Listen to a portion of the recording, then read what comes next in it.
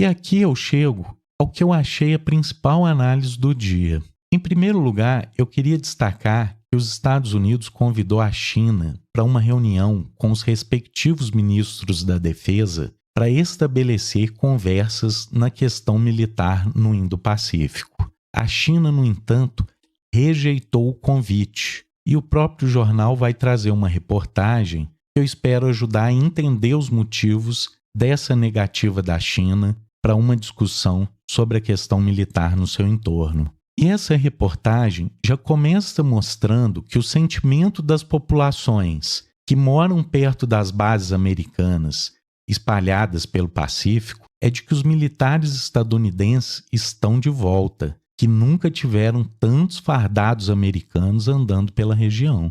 Então, o motivo da China não querer conversa com os Estados Unidos é porque o país está numa verdadeira corrida armamentista para cercar a China através do que o próprio jornal chama de uma estratégia militar expansionista no quintal da China. A reportagem fala que o presidente Obama foi quem lançou essa ideia de pivô para a Ásia, mas que o presidente Biden relançou o pivô 2.0, dando passos mais decisivos e trazendo os europeus para jogarem esse jogo na região. Essa doutrina do pivô 2.0 está baseada numa estratégia de criar uma presença mais letal no Pacífico, mas de maneira que essa presença seja distribuída pela região e ágil. Então eu já vou aproveitar e pular para a conclusão desse artigo, que volta a explicar de fato o que significa essa doutrina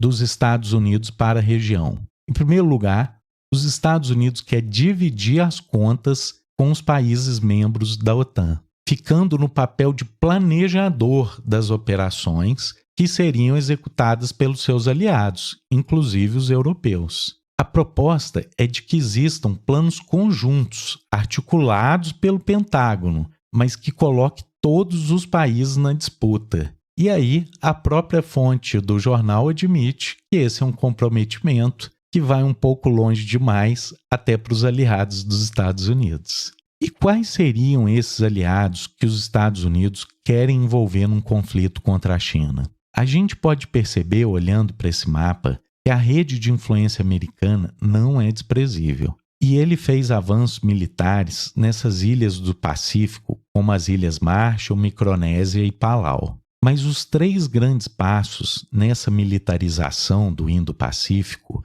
estão assentados em primeiro lugar, no Acordo AUKUS, entre Reino Unido, Estados Unidos e Austrália, para basear uma frota de submarinos na costa ocidental da Austrália e patrulhar, principalmente, a região do Mar do Sul da China. O segundo grande passo foi a ampliação do uso das bases militares da Filipinas, que é ex-colônia dos Estados Unidos e tem uma posição estratégica na porção oriental do Mar do Sul da China. E, por fim, o que é considerado como principal elemento da escalada militar atual, o rearmamento, exemplificado pela venda recente de 400 mísseis Tomahawk do Japão.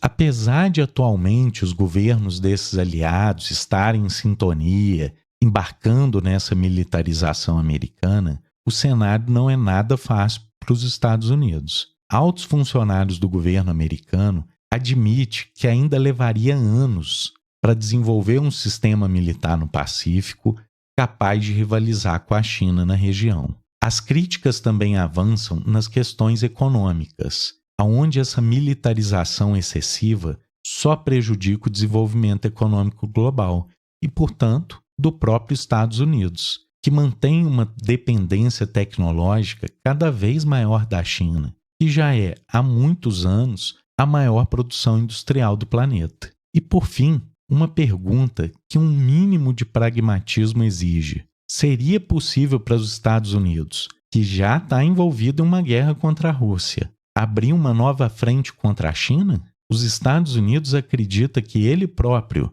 não sofreria os problemas econômicos que uma guerra mundial em 2 frontes traria? Então, para finalizar essa discussão por hoje, eu queria mostrar em primeiro lugar a resposta da China que, quando convidada para discutir a corrida armamentista no Pacífico, ela responde convidando o empresário americano, o Elon Musk nesse caso, para visitar o país. A mensagem é clara: vamos falar de negócios. A guerra não vai ser um bom negócio para ninguém.